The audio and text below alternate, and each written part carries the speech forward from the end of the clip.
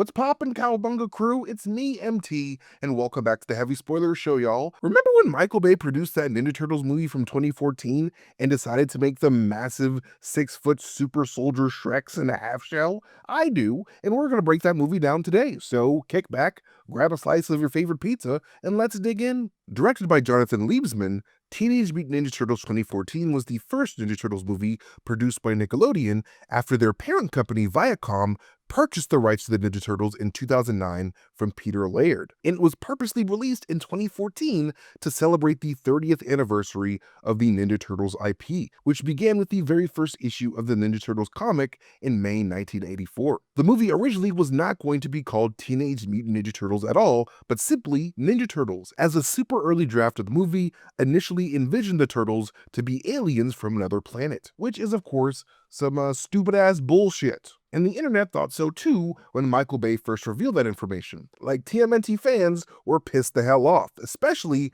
voice actor Robbie Rist, who voiced Michelangelo in the first 3 live-action Ninja Turtles movies. He was so pissed off, in fact, that he literally wrote a message to Michael Bay himself telling Bay that he was, quote, sodomizing the whole franchise with that decision, which is quite the wild crash out. So, in response to the backlash, the production would pivot to make the Ninja Turtles' origins more in line with their comic book origins. But anyways, the movie starts off with us traveling through the streets of an animated New York City before the camera makes its way into the sewers. And right before we hit that sewer grate, newspapers with the words "Crime Wave Shreds New York" can be seen on the front page. This film's immediate tease towards the presence of the Ninja Turtles villain Shredder in this film, and an image of the Shredder is also included on the top right. And this opening, mostly black and white animation was meant to evoke the feel of the original black and white Ninja Turtles comics from 1984. Then, after we get the opening title card, we immediately meet Megan Fox's April O'Neil, sporting a yellow jacket as a nod to comic book and cartoon April O'Neil's traditional yellow jumpsuit. Before Megan Fox was cast, the production actually considered future Scarlet Witch Elizabeth Olsen for the role, along with actresses Anna Kendrick and Jane Levy. This is Megan Fox's second time working on a Michael Bay production after starring in Michael Bay's first 2 Transformers films. We find April at the docks chasing up a lead that she had on a Foot Clan story that she's been working on for Channel 6 News, with Channel 6 being the same news channel that April O'Neil worked at in the 1987 cartoon, something that actually wasn't a thing at all in the original Ninja Turtles comics produced by Mirage Comics. The first ever comic book April O'Neil was originally the lab assistant of nerdy Ninja Turtles villain Baxter Stockman. But anyways, I personally find this scene of April chasing a lead by the docks to be deeply reminiscent of April O'Neil's TGRI cleanup interview by the water from 1991's Secret of the Ooze. And after April learns that the Foot Clan is looking for specific chemicals for genetic experiments, she meets up with her cameraman Vern Fenwick, played by Arrested Development actor Will Arnett. The character Vernon Fenwick, of course, made his first appearance in the 1987 Ninja Turtles cartoon series as April's cameraman, so they decided to make him one in this movie as well. The two then head to the streets of New York City and perform a fitness routine with celebrity fitness trainer Harley Pasternak, who, like Megan Fox, worked on the first Transformers movie from 2007, but as a personal trainer. April then follows back up with her contact by the docks, who tells her to head back to the docks to meet up with his boy, Stan.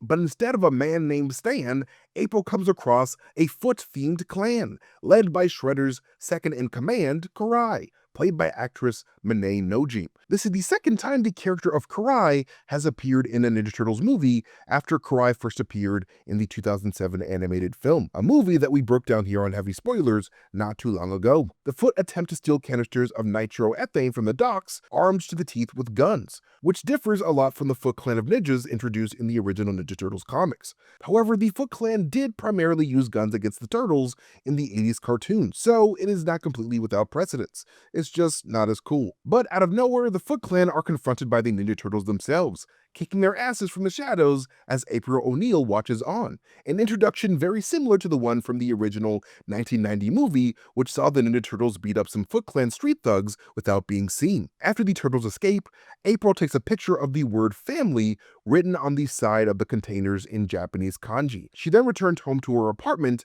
and tries to explain the craziness of what happened to her roommate Taylor, played by former Saturday Night Live actress Abby Elliott. Taran Killam, another SNL actor, shows up in the following scene as Jim McNaughton when we're brought to the Channel 6 news station. The character of Jim McNaughton was first introduced in 1986's TMNT number 6 as a Channel 6 news reporter. McNaughton then taunts April's tall tale of vigilantes fighting crime in the night, congratulating her for finding DC Comics' Superman. April's boss, Bernadette Thompson, rejects April's insane pitch, telling her to gather more proof. Bernadette Thompson, played by Whoopi Goldberg, is a gender-bent version of the character Bern Thompson from the 80s cartoon. Actress Whoopi Goldberg has apparently been trying to get involved in a Ninja Turtles movie ever since Golden Harvest started producing the originals back in the 90s, mostly because her daughter loved the Ninja Turtles cartoon growing up. So getting this role was a personal dream come true for Whoopi and her family, which is quite nice. We then see a Channel 6 news report on the Foot Clan attacks and how a visionary named Eric Sachs of Sachs Industries is apparently working with the NYPD to help combat the Foot Clan crisis. But we soon find out that this is a complete lie. Eric Sachs, played by William Fichtner, is of course working with the Shredder in his plans for control over New York, something that wasn't always the case when this movie's story was being developed. Eric Sachs himself was actually meant to be the Shredder in this movie, which would have been an absolutely terrible decision. However, to keep the turtle maniacs of the world from going absolutely feral, the character Orokusaki was apparently added in later on, with Eric Sachs being relegated to the role of Orokusaki's adopted son. Like, even the name Eric Sachs appears to be the white man's version of the Japanese name Orokusaki, with Eric for Oroku and Sachs for Saki. The following scene shows us the real Shredder, played by Tohoru Masamune, whose voice they threw over all the scenes with the Shredder, despite William Fichtner being the one inside of the suit. And we can also see that more ninja elements were added with these reshoots as well, as Orokusaki's introduction sees him take down a member of the Foot Clan with his arms tied behind his back like a badass. So the Foot Clan aren't totally just gun-toting soldiers. Shredder then instructs Karai to flush the turtles out by using civilians as bait, which she does. Then the scene transitions to Eric Sachs himself speaking at a function where he makes fake-ass promises about keeping New York safe. However, a detail about Sachs' outfit that I noticed is how the colors of his black suit, gray shirt, and purple tie are the colors that are typically associated with the Shredder, especially the version from the 80s cartoon. And after the event, April and Vern see a bunch of people fleeing for their lives from a Foot Clan attack, prompting the overly curious April O'Neil to rush towards the danger, showing everyone exactly why white people always end up getting brutally murdered in horror movies immediately. However, Donatello, the goat, has apparently hacked into the cameras of multiple subway stops across the city, so the turtles immediately start to jump into action. Well, all the turtles except for Mikey, who is apparently fixated on a cat playing the song Chopsticks with actual chopsticks. This video is of course an edited version of the viral Keyboard Cat video that was posted on YouTube in 2007, which was apparently 17 years ago, which makes me want to barf and yearn for the days when I had hair. Those were good days. And when the turtles grab their weapons, we can see that Raphael's sai have words engraved on them in Japanese. And after throwing those words into Google Translate, I discovered that those words say, "Peace comes from within, do not seek it outside," which is actually quite brilliant because it shows that Splinter himself already knew that Raphael was one to try to look for happiness and meaning outside of himself and his own family, which is why he tells his brothers later on in the movie that he plans to leave the first chance he gets. However, by the end of the movie, Raphael finally realizes that he was only running from his family because he felt inferior to them the entire time, and that self-realization would ultimately give him peace. The turtles then arrive to the subway and save April and a bunch of innocent civilians from getting blown the hell up. Especially this old black lady over here who was about to take a bullet because April gotta take pictures of the Foot Clan for her Instagram. This is the second time audiences would see the turtles save a big screen April O'Neil from a Foot Clan attack in the subway, as the same thing happened in the first 1990 movie. April then follows the turtles to the rooftops to take a picture of them, forcing her to be confronted by Raphael, played by actor Alan Ritchson. Raphael makes his voice sound deep and gravelly like Christopher Nolan's Batman to try to intimidate April, which his brothers call him out for immediately. And as April stares at a Ninja Turtle for the first time, the camera pans up Raphael's body. And when it does, we can see that Raphael has attached a portion of a can of Campbell's chicken noodle soup onto his arm to help protect himself, which is kind of funny. And on the back of Raphael's shell, we see that he has red Japanese characters painted on it that translate to "Mikey was here." earlier, a past prank on Raphael from Michelangelo. But Raphael isn't the only person that was pranked on this movie. Raphael voice actor Alan Ritchson was as well, but in a much less fun way. According to Ritchson himself in an interview, him and his fellow motion capture turtle actors were promised so much from the production before they signed on, but ultimately had the rugs pulled from under them when they actually started filming. Like, they straight up told Alan Ritchson that his performance as Raphael would launch his career into legendary status, just like motion capture did for Andy Serkis when he did Gollum for Lord of the Rings. However, because of their unique contracts, the turtle actors ended up being taken advantage of by this production, getting paid barely anything for their time, with their comfort deprioritized in exchange for saving money, eventually leading Ritchson to declare his experience on both Turtles films to be the worst of his career. We were shooting in Brooklyn one day and had a long ride back to Manhattan, where everybody was staying. And they wouldn't let us in the cars to go home. So the Turtles, they wouldn't let us in the cars to go home. What do you mean? They wanted to get the crew out of there to get them off the clock. Because if they stayed, they had to pay them. Right. If we stayed, they don't. So we're in the parking lot, sitting on our backpacks, in an empty parking lot, because the rest of the crew had driven. Anybody who needed to be shuttled was being shuttled, and they're like, producer said you can't get in yet. I'm calling my team in LA, like, they won't give us a ride home. What the kind of production is this? Like, Wow. Get us home. We shot for 14 hours today. I want to go home. You tell the producers about it. They're like, yeah, okay, well, we're, sorry about that. That's not how it was supposed to go down, Who was making the call on that, though? If it's not the producers, because you... Who do you think? The people who write the checks. And so then coming into the second one, they're like, look, man, we talked about what you gave to us for the first one, and I know there's no press, and that's, it's like a lot of stuff went wrong.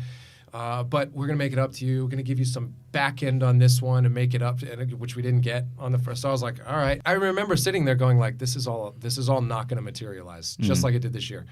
And it didn't. So you didn't end up getting back end on None of it. Were you contractually obligated to come back for the second one? I was contractually obligated to come back for 3, and I tried so hard to get off coming back from the second one. But anyways, Leo, voiced by Jackass's very own Johnny Knoxville, after being mocapped by Pete Plozek, tells Raphael to back off and politely asks April for her camera footage. This is before April is greeted by the sight of Michelangelo, the personal favorite turtle of actress Megan Fox, voiced and performed by Noel Fisher of Shameless fame. We can also see that Mikey wears a necklace made out of seashells here, which wasn't always the case over the course of production. He actually originally was supposed to wear a gold chain, but they ultimately replaced that gold chain with seashells after fearing that the gold chain stereotype would offend black people for some reason. But they would eventually realize that their fears were unfounded by the movie sequel Out of the Shadows, where Mikey can be seen rocking that gold chain with style. Mikey then takes off his mask to try to ease April's fears, but she ends up losing consciousness at the sight of his Shrek-looking ass, echoing what April O'Neil did when she first saw the Turtles in her first ever appearance in the second issue of the original comic series. When April regains consciousness, she sees Donatello, played by Jeremy Howard, checking on her vital signs with his high-tech goggles made out of sewer garbage. We then get a first-person view of Donnie's goggles for a few seconds, where we see that he's installed his own operating system on the goggles called Donnie App 2.3, where he can apparently use these goggles to monitor his brother's vital signs and those of anyone he looks at, which is quite impressive. But anyways, the Turtles then tell April that they're teenage mutant ninjas and that they find her if she ever told anyone about their existence, with the Turtles actually being around the age of 14 at the time of this film, which is wild considering how tall, jacked, and adult-sounding they are. And before they leave, Leo and Raph fight about Leo being the leader, with Mikey joking that they just had this fight a few minutes ago, a slight reference to how the last Ninja Turtles movie from 2007 also touched on this specific contentious dynamic and Leo and Raph's relationship.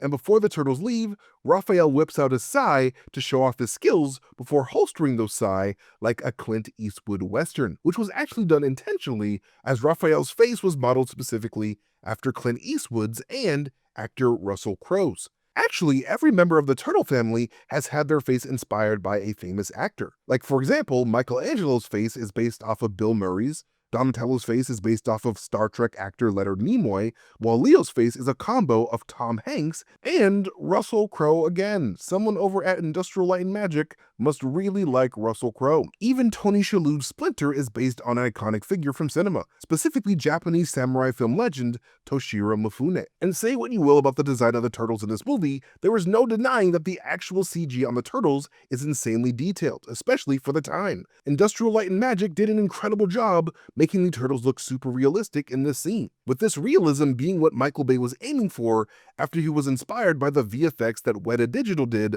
on 2011's Rise of the Planet of the Apes, a movie that we actually broke down a while ago on this channel. Don't forget to subscribe now. And after snapping a pic of the turtles as they skate their gross green asses back to their lair, April heads back to her apartment to rummage through her old childhood trauma shoebox that we all keep in our closets for an emergency stroll down bad memory lane.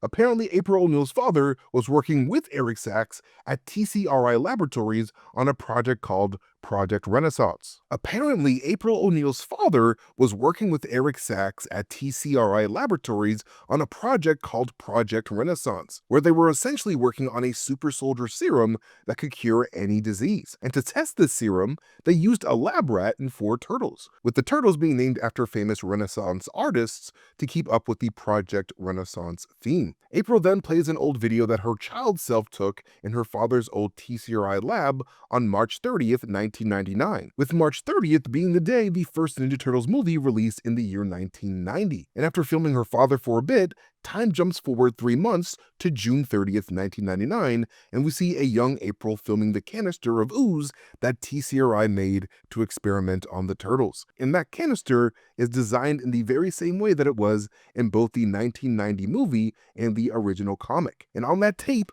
April O'Neil jokes that this ooze was supposed to be from a different planet in outer space, a reference towards how the mutagen was originally created by the Utrom race of aliens in the original comics. And it also works as a slight reference to the early draft of the script that had the turtles originally be aliens from outer space. And a little bit later on in the movie, when Vern calls the turtles aliens, April would call that idea stupid in reference to the public backlash that this alien turtle idea had on the internet. Then, when April goes to pick up a tiny cassette tape with Leo's name on it, we can see a tiny beanie baby of a jaguar, a possible reference to the mutanimal jaguar from the Archie Ninja Turtles comics, a character who helped rescue April O'Neil in the past. We then see the turtles return back to their turtle lair, a lair that the production actually completely built from the ground up as an actual physical set that a group of teenagers could basically live in if they wanted, which is dope as hell considering that they could have easily just made it completely CG considering the turtles were all CG. And as they try to sneak their way in without alerting their father, Raphael brings up how he plans on leaving his family the very first chance that he gets. Something that worries Mikey, as he truly wanted to finish his Christmas hip-hop album with Raphael, a reference to the extremely cringy 1994 We Wish You a Turtle Christmas special. I take a lot of pride when I put the gift inside of the rap. Oh yeah, sing it again, the rap.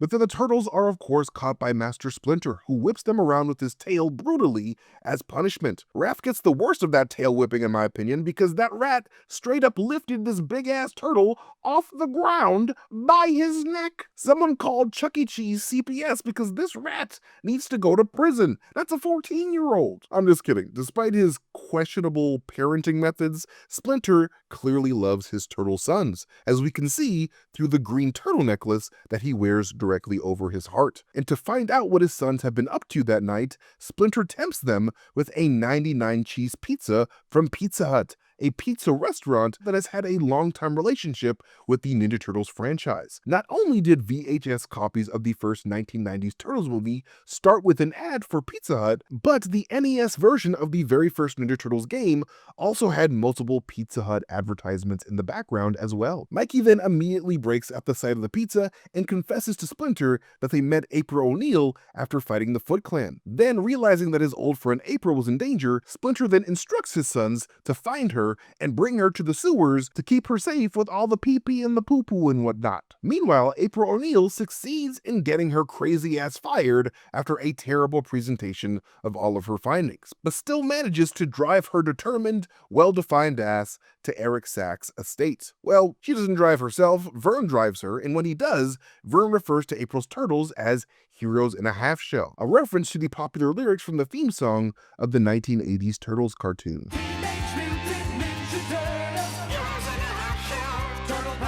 April then arrives at the Sachs estate and shows him a picture of the turtles that she took that she didn't bother to show her old boss to keep her ass from getting fired. Then Sachs is like, oh shit, it's them turtles again, and tells April about how Project Renaissance was meant to act as a cure-all for any potential diseases that could arise. This is before he brings her to a Japanese-inspired room with artwork of an evil warlord terrorizing 9th century Japan by poisoning the water supply. And to the left of that artwork, you can actually see a tiny pink tentacled creature amongst that warlord's army, a reference to the alien Utrom race as well as tangentially the alien warlord Krang, who was connected to the Utrom race in some other turtle universes. April then heads home and is immediately hacked by the turtles, who end up kidnapping her and bringing her to their lair, with April being blindfolded by Raphael with a red sack themed after Raphael himself. And as they remove that blindfold, the turtles compare their home to popular locations from science fiction, including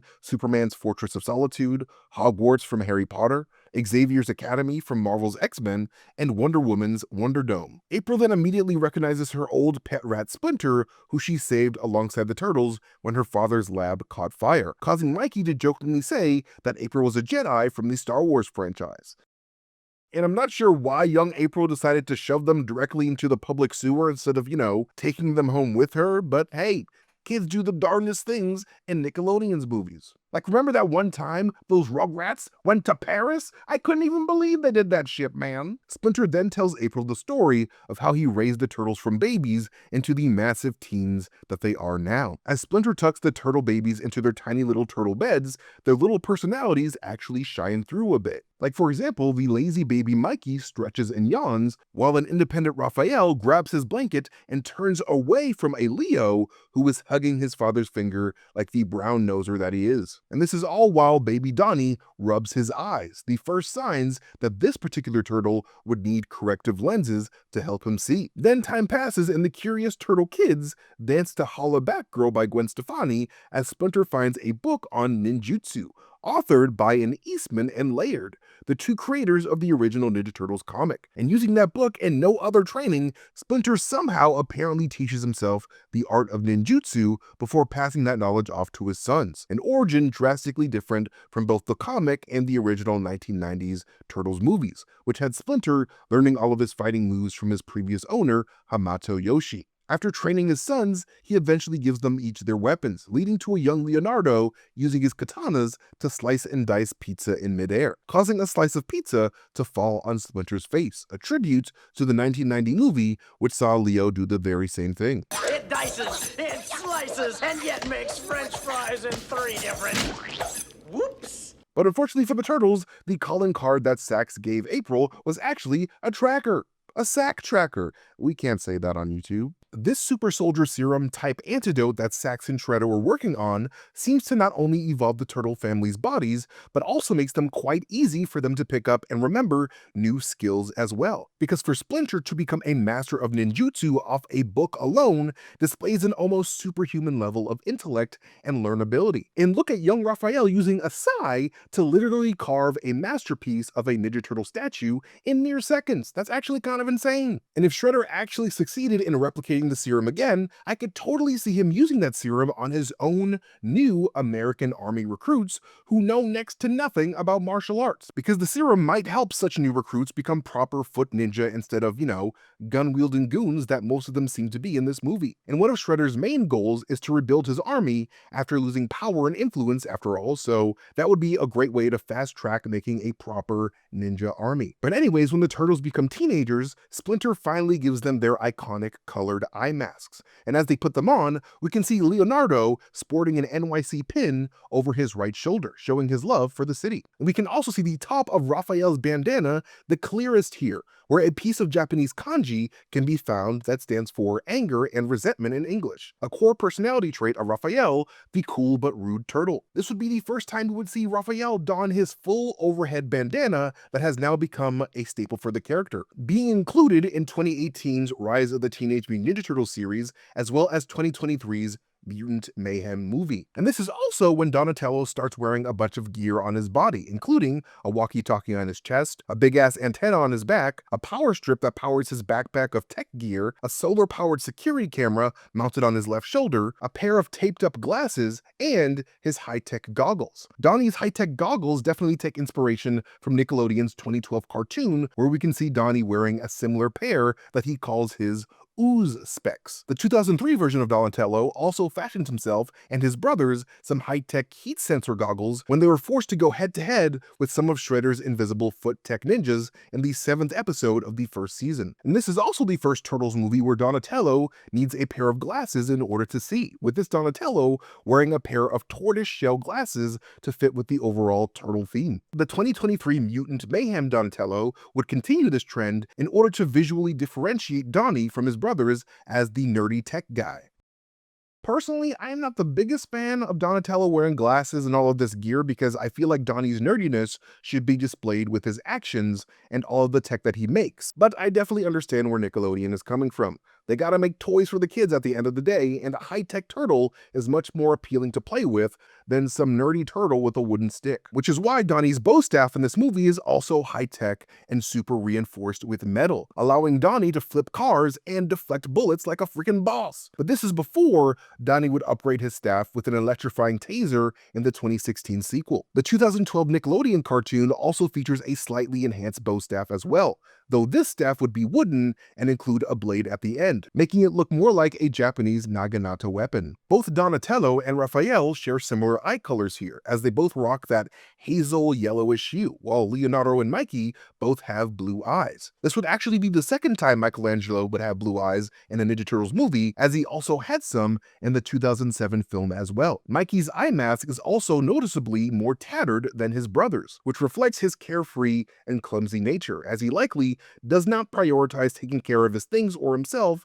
as much as his brothers do. But anyways, after this flashback, Splinter then tells his sons that April O'Neil is in fact the guardian spirit that rescued them all before their mutation, aka the Hogosha, with Hogosha literally meaning guardian or protector in Japanese. And realizing that their guardian spirit of lore was now right in front of them, Leo respectfully bows to April in thanks, with Mikey following his lead milliseconds after. And after seeing his brothers bow, Donnie takes a few seconds to decide to join them, a subtle detail that I loved because it sort of reflects Donnie's skepticism when it comes to unscientific matters like the realm of the mystic, a personality trait of Donatello's that I remember reading about in 2011's Ninja Turtles comics by IDW. In particular, issue 6, where Donnie expresses his doubts about his past life as a human before having been reincarnated as a turtle in that universe. And that version of Donatello would oftentimes butt heads with Leonardo over his lack of faith in the supernatural as well. So it makes sense for him to not be as eager to bow as Mikey was. And Raph, being the stubborn teen that he is, refuses to bow at all, reflecting his deep disdain towards following Leo's lead in any way. April then tells Splinter that she told Eric sacks of shit of the turtle's existence, something that worries Splinter immensely, as he seems to already know that Sax is linked to Shredder himself, despite that largely being a huge secret to the rest of the human world. I always find that moment kind of odd because it's highly unlikely that Splinter would know this much about the Shredder due to Splinter constantly being underground. But since Splinter did come from Sax's TCRI lab, there is a good chance that Shredder himself stopped by that lab to visit, with a tiny rat Splinter overhearing their entire conversations. But unfortunately for the Turtles, the calling card that Sax gave April was actually a tracker. Whoops! And Shredder and the Foot used this tracker to find the Turtles' underground lair. And after the Foot blow their way in, they immediately attempt to use their trank darts on the Turtles. And during the sequence, you can see the Foot walk past 2 Bruce Lee posters and some Japanese Oni masks before confronting Michelangelo, who is standing in front of Donnie's TV monitors and behind a divider of Pizza Hut boxes before he leaps into action. And above those Oni masks in the background is a poster that says the words Black Belt Deathmatch, something that both Splinter and Shredder would soon be doing not long after this moment. But Mikey would soon grab April to aid in their escape. But even though it looks like Mikey is moving with April O'Neil after grabbing her hand, April still oddly appears like she's still crouching on the ground, which seems like a little bit of an error here. But as Splinter kicks all sorts of ass while using his tail like a third arm, in comes Shredder himself, donning his new high-tech armor that Sax designed for him. And like I mentioned before, this is actually William Fichtner doing the mocap work in the scene, with Tohoru Masamune's voice edited on top of him due to Eric Sachs originally having been the Shredder. However, it would be the backlash that Marvel Studios experienced with 2013's Iron Man 3 that would motivate this production to bring in an Asian Shredder, as people were not a fan of the classic Iron Man villain the Mandarin having been adapted to Guy Pearce's Aldrich Killian. And as they fight, Shredder shoots out a host of sharp-ass knives in Splinter's direction before using special magnets in his gauntlets to call them back to him. Marvel Studios would actually end up making magnetic gauntlets that also glow blue for Captain America in 2015's Avengers Age of Ultron. So I'm wondering if Marvel was at all inspired by this Shredder suit here. And as Splinter dodges those knives, you can see that the layer has a large red banner with the word power on it, a likely allusion towards the phrase turtle power that has been associated with the Ninja Turtles since the 1987 cartoon series. And behind Shredder, we can see another banner for the word mutant, which is of course what the Turtles and their rat father are. However, Shredder would get the best of Splinter, almost murdering that rat if April did not step up and stab Shredder in the back. And after we see Raph get buried under some rubble, and Donnie reflects some Foot Clan bullets back at their enemies with his staff, much like Wade Wilson did in X-Men Origins Wolverine, the remaining three brothers try to help their father, but to no avail. Shredder is able to capture them all after convincing them to drop their weapons to help their father, a moment reminiscent to the 1990s Turtles film, which saw Shreddle. My name's Shreddle. I'm Shredder's son, Shreddle. Come on now, let's Shreddle together. Yes, Sheldon. Sorry. A moment reminiscent to the 1990s Turtles film, which saw Shredder force three turtles to drop their weapons to save Leo. But what doesn't really make any sense here is how the Foot decide to take Mikey, Leo, and Donnie, but leave Splinter and Raph behind. I mean, yeah, they thought Raph was dead, but like, isn't the point to study and extract the blood of these mutants? So like, why not take all five of them? It doesn't really make any sense. But it's damn lucky that they didn't do that, because as soon as Raphael comes to, he is able to help remove the rubble on top of Splinter with April's help. Raphael then brings Splinter to the Turtles' Needle Room, which is kind of a really concerning name for a room. Like, what the hell's a needle room? Splinter then wakes up and realizes that one of his sons is still with him, causing him to shed a single tear in gratitude. But then April notices that Donnie's tech is letting out a tracking beacon, which prompts Raphael to gather all of his brother's weapons and go after them. And this is one of the first times that we've actually seen a singular turtle with all four weapon types on their person before the debut of the Last Ronin story in 2020. But anyways, as the turtles are on their transport to Shredder and Sax, we can see the Foot drive past a giant advertisement for the 2015 movie Project Almanac, another movie from Paramount Pictures that was also produced by Michael Bay. Project Almanac was also directed by Dean Israelite, who was actually the cousin of this movie's director, Jonathan Liebesman. And Israelite will go on to direct his own superpowered teen adaptation in 2017 in the form of the underrated Power Rangers movie, a film that we broke down on this channel not long ago. And further down the street, we can see a sign for the Lion King play on Broadway, which is an absolute classic of a New York City production. April then calls her friend zone work buddy Vern in order to score another free ride from him, with Vern listening to Careless Whisper by artist George Michael, who coincidentally shares a similar name with Michael Cera's character from Arrested Development, a show that Will Arnett also starred in as George Michael's uncle, Job Bluth. But the inclusion of this song in this movie was very much purposely meant to be an Arrested Development Easter egg, because we also see Vern making a mustard and cheese sandwich in this scene, which is a sandwich that Job Bluth makes in that series. Vern then shows up to April's meeting spot and nearly drops a brown load in his pants at the sight of a giant talking turtle in his van. But the following scene would show that Vern could have been surprised by a giant talking rabbit instead, as Sax would reveal that he considered using rabbits instead of turtles for his experiments. Hardcore Ninja Turtles fans already know that this is actually a reference to the beloved character Usagi Yojimbo, a mutant samurai rabbit created by Stan Sakai that has helped the Turtles on more than one occasion in the comics. Sax then tells his captured turtles that he plans on using the mutagen in their blood to create an antidote for the plague that he's willingly about to unleash upon the world. An antidote that Sax makes a point to say is oozing through the turtles' blood, a choice of words meant to point to how the mutagen that mutated the turtles is commonly referred to as ooze in turtle media. This is all, of course, in the pursuit of money, as he expects the entire world to fork up countless millions of dollars in order to acquire the cure to their ailments. But while we never actually do see the Foot's plan come to fruition, it is more likely than not that Sax and Shredder's cure would cause everyone who came into contact with it to mutate in some way, very likely into animals or maybe even diseased monsters. But Sax does not care in the least, immediately taking a canister of turtle blood directly to his chemical bomb in New York City at Times Square to apparently take himself a bite out of the Big Apple. But then here comes April, Raphael, and their secret weapon, Vern. Vern then runs into Sax's estate with a Desert Eagle and blows the Foot Clan away all by himself. Just kidding, the giant bulletproof turtle in the van does it because the movie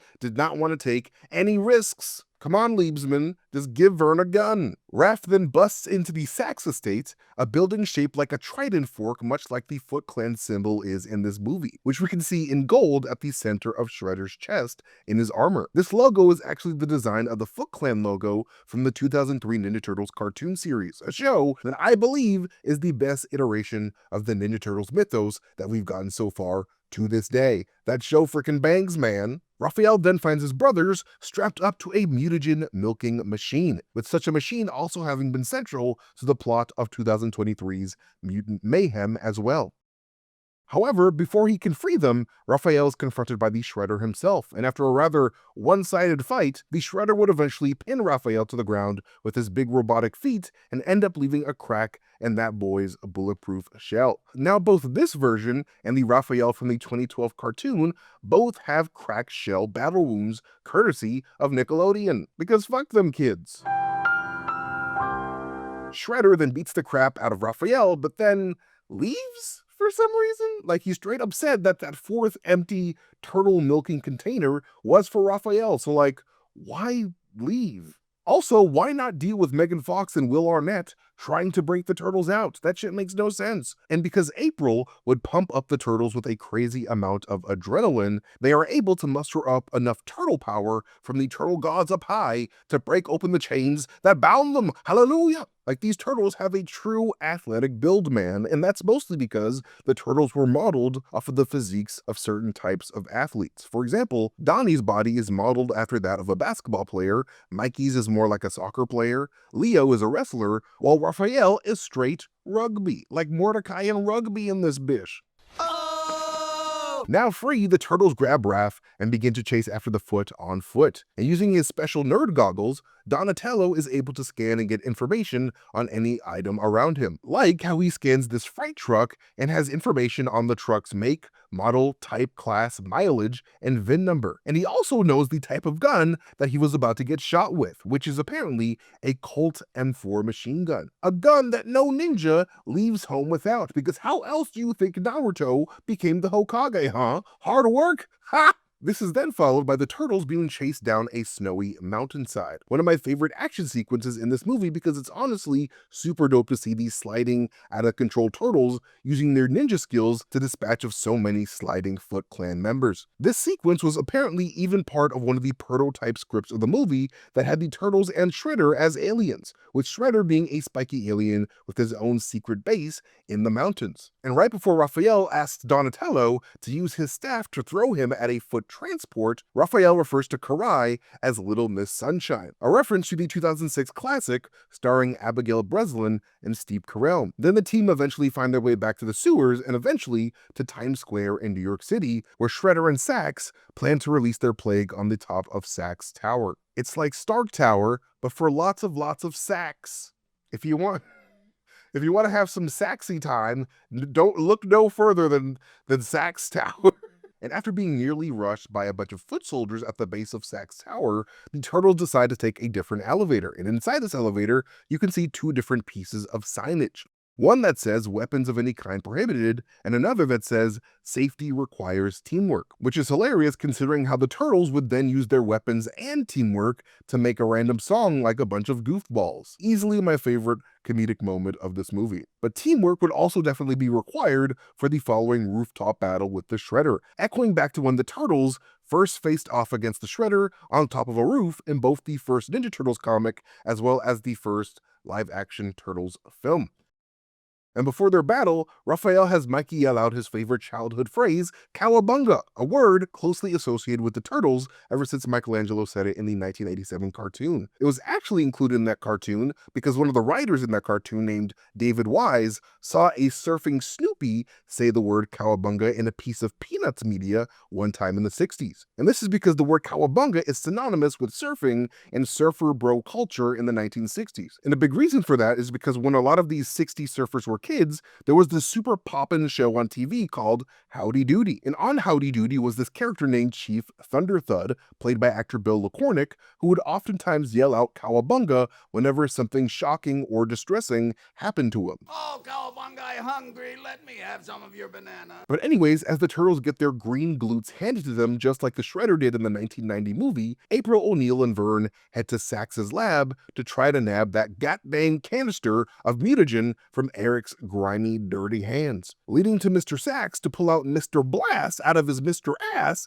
and start shooting Vern and his little lass, a lass who was apparently pregnant at the time of shooting this movie, which is why this scene with a gun-wielding Sax even happened in the first place. Because originally this scene had April engaging in a battle with Shredder's right-hand gal Karai, but in an effort not to harm her baby in her stomach, they gave her a relatively tamer action sequence, one that has Vern drop Eric like sacks of potatoes with a piece of lab equipment, allowing April to steal a tube of mutagen. I told you to release the Vern at the Sax estate, but you didn't listen. Back on the roof, the Turtles decide to play their favorite childhood game Buck Buck during their fight with the Shredder, a game that was apparently played as early as the 16th century in Europe that involved kids hopping on each other's backs. And Shredder is nearly knocked off of the roof, allowing Donnie time to disengage the virus release system, because Donnie is frankly the GOAT turtle out of all the turtles in all time. Like, he is the best turtle of all four of them. I will not take any debate. I'm not hearing it. If you have a comment saying otherwise, I will fight you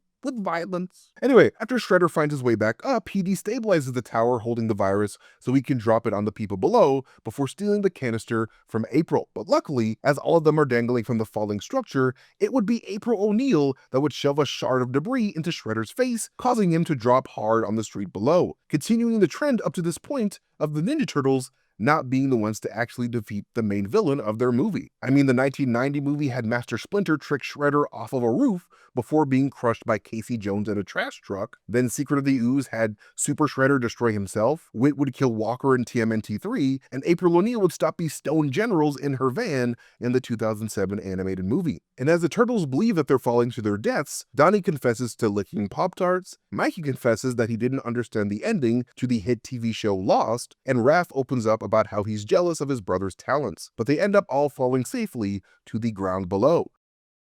And before the Turtles head back down to the sewers to feed some mutagen to their hurt father, Shredder's fingers appear to move near a cracked canister of mutagen, with that mutagen leaking into the New York City underground, much like it did in the Ninja Turtles comic origins. And Shredder would of course survive to be played by a completely different actor in the sequel to this movie, Out of the Shadows, in 2016. And with the day now saved, the movie ends with the Turtles rolling up on April and Vern in their new turtle van, a van that was an absolute staple of the 1987 cartoon series. And after Mikey accidentally blows up Vern's new van with one of his rockets, Mikey sings the 1967 song Happy Together by a band called The Turtles, which is quite hilarious considering. But all in all, even though I'm definitely not the biggest fan of a number of elements in this movie, I cannot say I hate the 2014 Ninja Turtles movie at all. It's fine. I think all the turtle actors really do put in a great performance as the iconic turtle team, despite all the BS that they had to deal with behind the scenes, and their personalities really carry the movie for me. However, even though Megan Fox is undeniably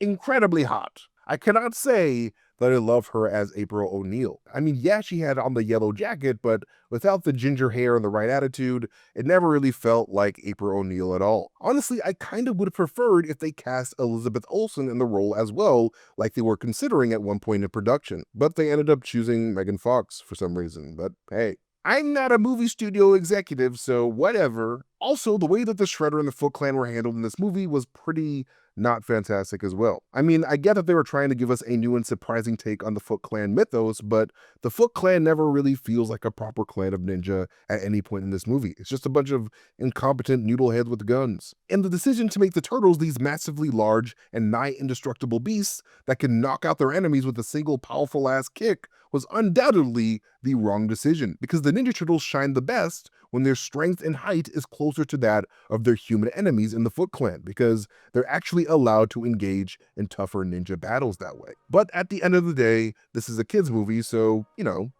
it's fine. All I have to do is turn off my brain and enjoy the ride to have a good time with it. It's just not the best Ninja Turtles movie out there, which is a shame because the CG work in this film is absolutely incredible. Like, hats off to everybody who worked on making these turtles look so damn real in this movie, because it's actually kind of insane. But anyways, thank you guys so much for watching this video. You guys can follow me at Mastertainment on Blue Sky, Twitter, Instagram, YouTube, wherever I am on the internet. But most importantly, follow Heavy Spoilers here on YouTube by hitting that subscribe button and maybe even hitting that like button if you guys enjoyed the video. But thank you so much, my Cowabunga crew, for watching this video. I love you guys so much. I hope you guys are doing well. And I'll Cowabunga catch you guys later. Peace.